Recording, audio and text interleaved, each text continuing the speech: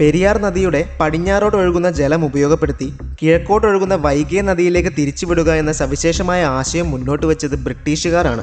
1882 നിർമ്മാണ വിദഗ്ധരായ captain John പെന്നിക്വിക്, R Smith എന്നിവരെയാണ് പുതിയ പദ്ധതി സമർപ്പിക്കാനായി നിയോഗപ്പെടുത്തിയത്. ഇതനുസരിച്ച് 155 അടി ഉയരമുള്ള അണക്കെട്ടിന് പെന്നിക്വിക് പദ്ധതി തയ്യാറാക്കി.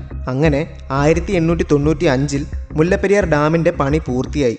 ലോകമെമ്പാടുമുള്ള കാലപ്പഴക്കം ചെന്ന അണക്കെട്ടുകളുടെ ഭീഷണിയെക്കുറിച്ചുള്ള ഒരു ന്യൂയോർക്ക് ടൈംസ് റിപ്പോർട്ട് പ്രസിദ്ധീകരിച്ചു.